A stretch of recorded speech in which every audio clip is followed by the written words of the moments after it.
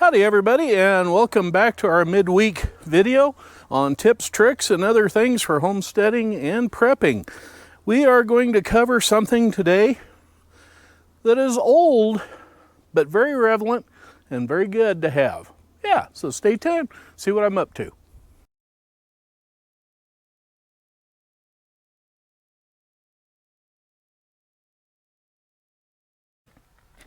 Well, let's plop down here on the old tailgate and we'll have a little bit of a video discussion. Yeah, just you and me.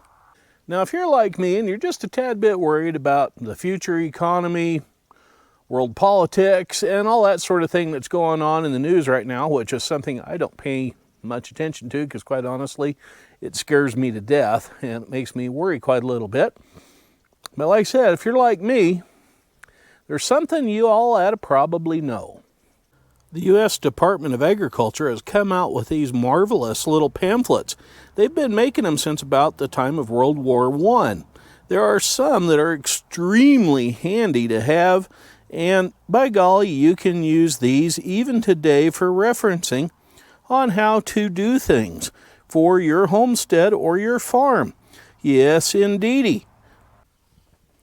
Now, most of these are still fully relevant today on how to can and save and prepare food. Like this one, making fermented pickles.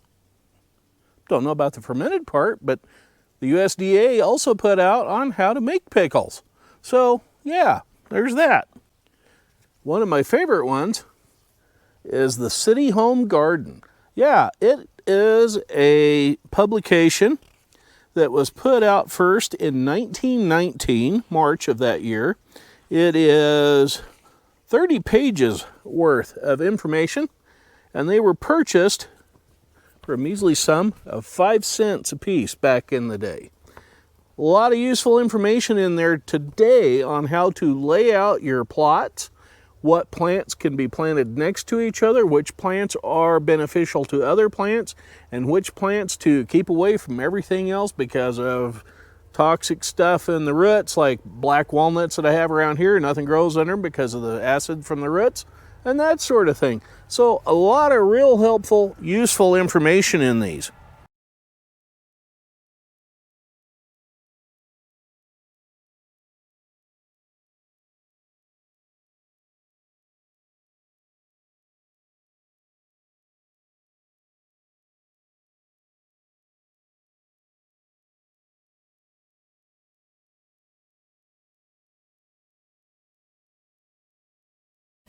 Another one that is real desirable to have is diseases and insects of garden vegetables. Okay, this may be old school way of telling you how to get rid of some of your pests and problems that you have in your garden. But you know what? If the stuff hits the fan, most of this stuff you will be able to find in your local stores because everybody's going to be looking for Roundup or 7 or whatever. This tells you how to make your own stuff. Yeah. Another issue that I really enjoy looking at was first published in March of 1945, and it's been around, and it was designed for returning World War II warfront heroes to our country. Yeah, so help them be able to get back into society by having a part-time job and yet still working the land to provide for themselves and their families. So it's another good little publication to have. On the back of this bulletin, it lists several other publications by number to have, like the Farm Garden, home storage of vegetables and fruits, homemade jellies, jams, and preserves, poultry keeping in backyards, milk goats, etc., so forth and so on down the list, all by these numbers right here. Another one that I really like is the care and repair of mowers and binders. Now you'll probably say to yourself, Dave, why do I need to know about the care and repair of mowers and binders? These aren't used anymore. Well, some places around the country, like here, we still use vintage farm equipment on occasion. I don't have a binder, but I do have 2 sickle bar mowers for a couple of tractors around the place.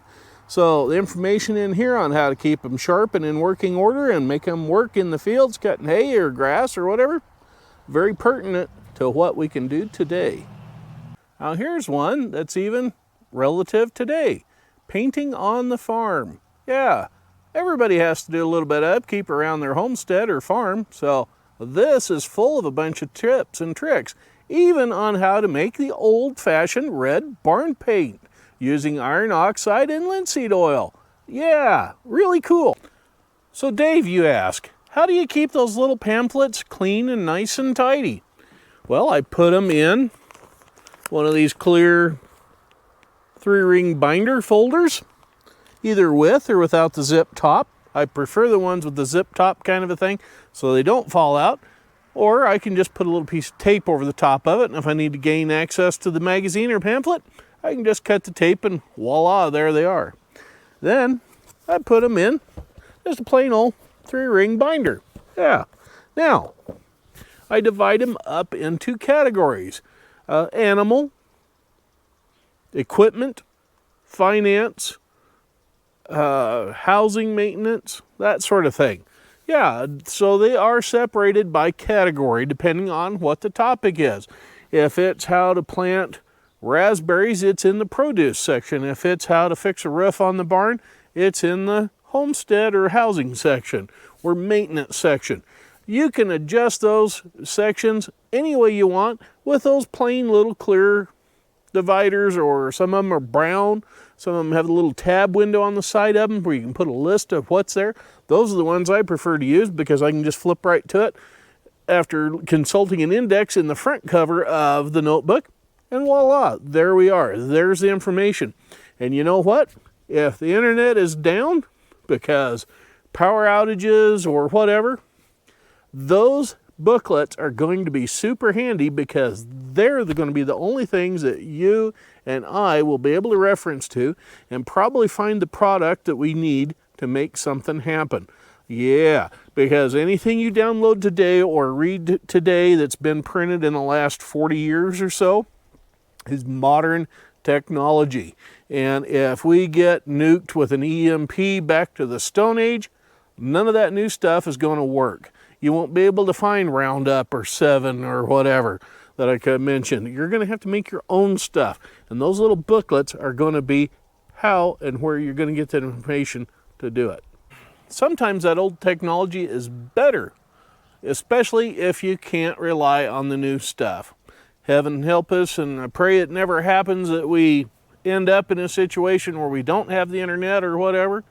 But it's always a good idea to have something to fall back on ahead of time. So I'm collecting these for my own reference. I have used some of them in some of the things around here.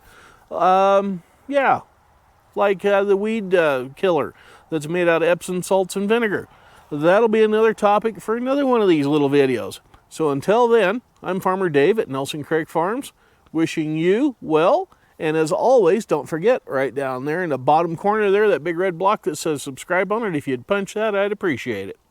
So as always, y'all be careful out there. We'll catch up with you later. Bye-bye for now.